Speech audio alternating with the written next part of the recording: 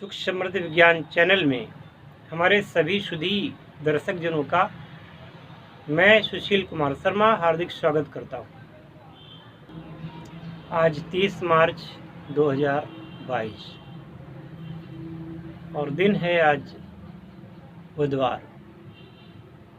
आज के एपिसोड में मैं आप लोगों से बोलना चाहूँगा यथार्थ और कल्पना में बहुत अंतर होता है।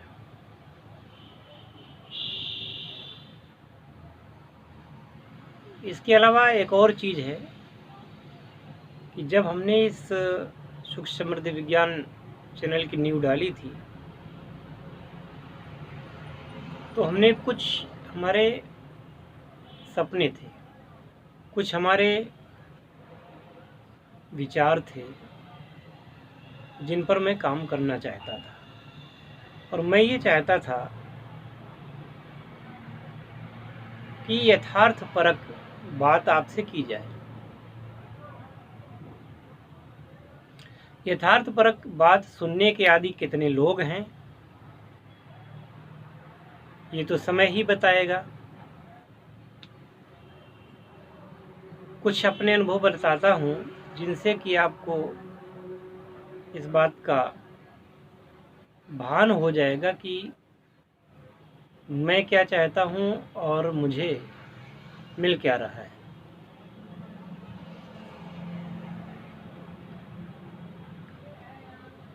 एक सज्जन हैं दक्षिण भारत के, तो एक साल पहले, एक साल से ज़्यादा हो गया, उन्होंने संपर्क किया था।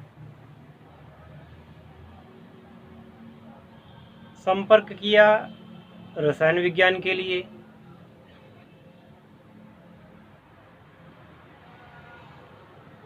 और जैसा कि अक्सर लोग होशियारी करते हैं वही होशियारी उन्होंने की। कुछ अमाउंट भेज दिया क्योंकि मुख्य अमाउंट का 20% ही था संभव, उससे ज़्यादा नहीं था। 20% नहीं, 5% था, और गलती से 20% निकल गया। 5% अमाउंट भेज करके अब वो काफ़ी उन्होंने मुझको आश्वासन दिया। खैर मैंने उनको कोई क्रिया दे दी।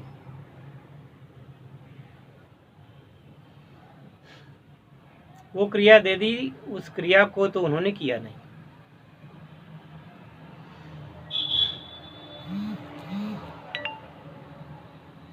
इसके बाद में वो ये चीज़ें यहाँ मिलती नहीं हैं, मैं क्या करूँ, कैसे करूँ।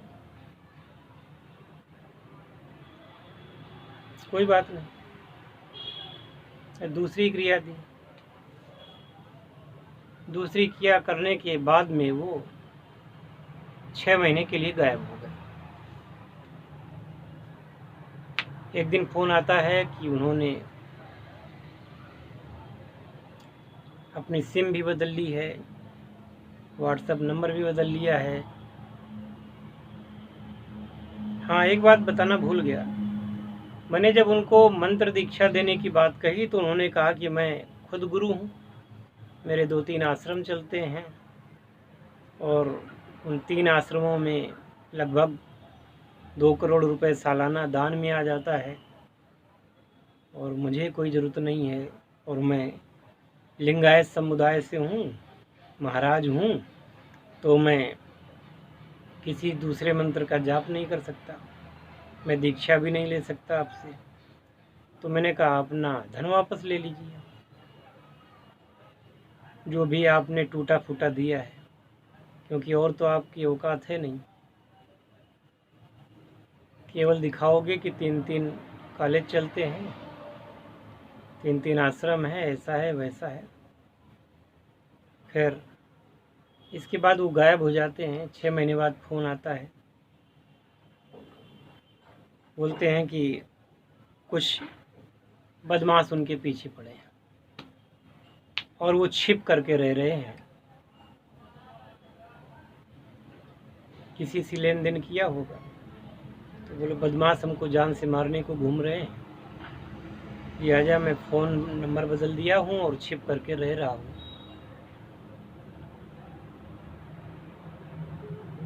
और उन्होंने फिर कहा मुझसे कि कुछ दे दीजिए। ठीक है, मैंने एक क्रिया बताई उनको। अब उन्होंने कहा कि ये क्रिया तो मैंने करके देख ली है, मतलब बताते बताते ये क्रिया करके देख ली है और इसमें से चांदी बहुत कम बनती है, उससे कोई लाभ नहीं होगा उससे। अच्छा, फिर एक क्रिया बताए उनको। ऐसे करके वो 4-5 क्रियाएं उनको मैंने बताई। लेकिन जैसे ही मैं उनको बताया, फिर वो करीब 7-8 महीने बाद, वो मतलब साल भर से ऊपर हो गया है, फिर उन्होंने अभी मुझसे 4-5 दिन पहले बात की। मैंने एक क्रिया उनको बताई भी। जैसे ही मैंने उनको व्हाट्सएप पर लिख करके भेजा, तुरंत फ़ोन आ गया, अरे इस क्रिया में क्या है, ये तो मैंने क्रिया अमुक यूट्यूब चैनल पर देखी थी और इसके आगे की बताओ, तो मैं जानूं कि ये वही क्रिया है कि दूसरी क्रिया है, ऐसी है वैसी। अरे भाई, इतना बड़ा संसार है, एक से एक ज्ञानी लोग हैं, पड़े हुए हैं, तो कोई क्रिया मैच कर भी गई कहीं से, तो उसमें मेरा क्या दोष है? तो ये कहना कि मैंने अमुक यूट्यूब चैनल में देखा है, किया उन्होंने कुछ भी नहीं। मुझे दिक्कत होती है ऐसी बातों से। तो मैंने उनको बोला कि पहले तो अपनी आप बात दुरुस्त करिए, बार बार फ़ोन करके आप मुझे परेशान मत करिए। जो हमारी शर्तें नियम थे व्हाट्सएप पर, जो हमने आपसे बात की थी, सारा रिकॉर्ड में हर व्यक्ति का इसीलिए रखता हूँ और इसीलिए मैं फ़ोन पर बात कम करता हूँ। आप लिख के भेजेंगे, मेरे पास रिकॉर्ड रहेगा, मैं लिख के भेजूँगा, वो भी रहेगा, तो मैं कम से कम बता तो कोई वाद विवाद की स्थिति आवे। बाकी वाद विवाद का मैं मौका देता नहीं हूँ किसी को। तो वो व्यक्ति क्या चाहते हैं, क्या मतलब किताब लिखने जा रहे हैं, क्या करने जा रहे हैं कि एक क्रिया से संतोष नहीं होता। धीरे धीरे करके आप इसी प्रकार से करते हुए आप मुझसे क्रियाएं पर क्रियाएं पूछते जाएंगे, तो ये आप किताब लिखना चाहते हैं? अरे कुछ करने के लिए बताता हूँ, केवल सुनने के लिए नहीं बताता हूँ। और इसीलिए मैं अपनी किसी क्रिया को यूट्यूब पर न दिखाता हूँ, न उसके बारे में बताता हूँ, गोपनीय रखता हूँ। फिर भी इतने बड़े संसार में कोई क्रिया का मिल जाना, सेम होना, कोई दुर्लभ बात तो नहीं है, हो सकता है। लेकिन अगर आप इतने जानकार हैं तो मुझसे फिर क्यों लेना चाहते हैं ज्ञान? आप सब कुछ जानते हैं तो फिर मुझसे कहने की क्या आवश्यकता है? तो ऐसे लोगों से मैं हमेशा परहेज करना चाहता हूँ। अच्छा, दूसरी बात ये कि जो लोग अपने आप को बहुत ज़्यादा होशियार समझते हैं और फांसने के चक्कर में रहते हैं बातचीत के माध्यम से, उनसे भी मुझे यही कहना है, इस प्रकार की बातें न करें। क्यों? और तीसरी बात ये कि कमिटमेंट जो करें वो कमिटमेंट पूरा करें। इसी 29 तारीख को कई लोग आने वाले थे, वो लोग नहीं आए, कोई बात नहीं, लेकिन हमसे कमिटमेंट ना करें इस प्रकार के। अगर कह दें तो फिर आने का कष्ट करें, और वरना तो बात ही ना करें।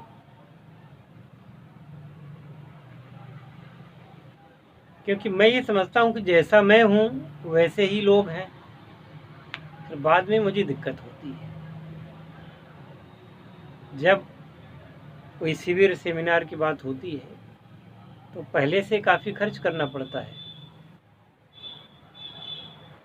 इसलिए कोई भी ऐसा व्यक्ति जो मुझसे अकाउंट नंबर लेता है,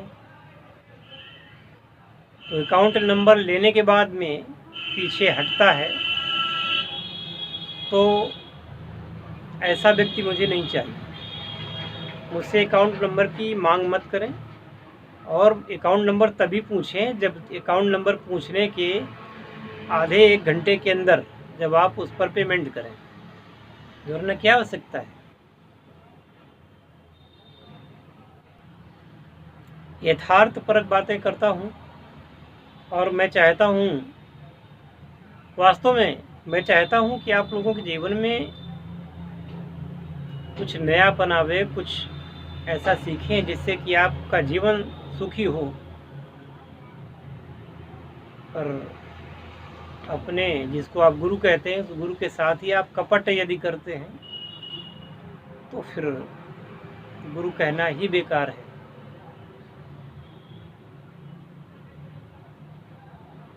ऐसी बातों से मुझे हार्दिक कष्ट होता है।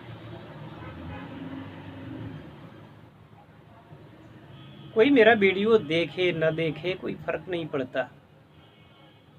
कोई किसी क्रिया को ले न ले, दीक्षा ले न ले, कोई दिक्कत नहीं।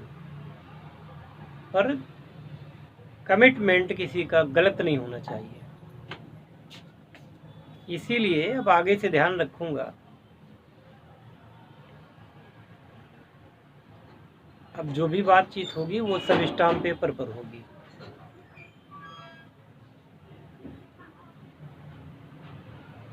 क्योंकि आपका समय कीमती हो ना हो, मेरा समय ज़रूर कीमती है।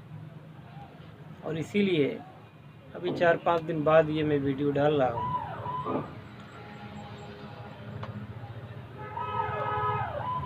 और इतना सारा मैं अपने वीडियोज़ में बता चुका हूँ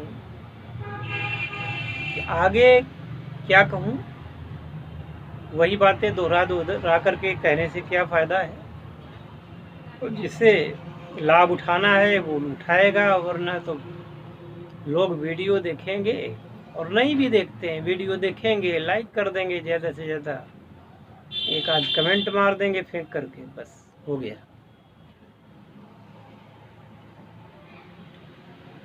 ये सब जीवन का यथार्थ नहीं है, सत्य नहीं है। सत्य तो तब मिलेगा जब कुछ करेंगे।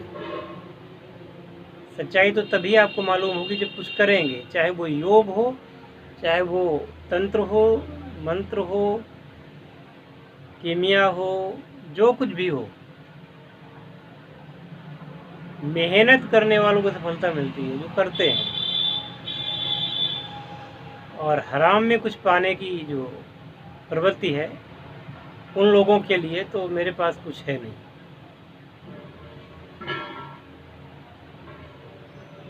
लोगों को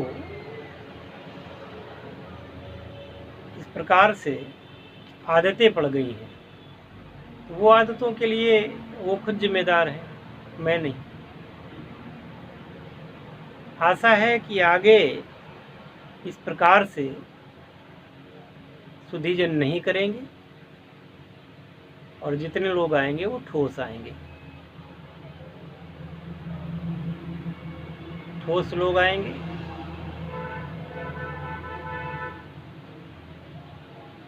उनके जीवन में और उनके द्वारा, मेरे द्वारा एक समन्वित प्रयास के द्वारा समाज में कुछ अच्छाई फैलेगी, कुछ अच्छापन होगा। तो कर्मठ और जो लोग जुझारू हैं, उनका मैं आह्वान करता हूँ, और जो मुझसे दिल लगाए, मन से लगाए। मुंह से गुरु, और क्या कहते हैं, मुंह में राम और बगल में छुरी, ऐसे सिलसिले ना कभी पसंद थे, न कभी पसंद आएंगे, न मैं चाहता हूँ। इसलिए भारत में एक बात कही गई, श्रद्धा और समर्पण। यदि गुरु के प्रति आप समर्पित नहीं हैं तो फिर उस व्यक्ति को गुरु कहना बेकार है। खैर, आगे ईश्वर जाने, और सब कुछ मैं भगवान शिव के चरणों में समर्पित करता हुआ अपनी वाणी को यहीं विराम देता हूँ। मिलते हैं फिर अगले वीडियो में। जय शिव शंकर, जय भोलेनाथ, हर हर महादेव।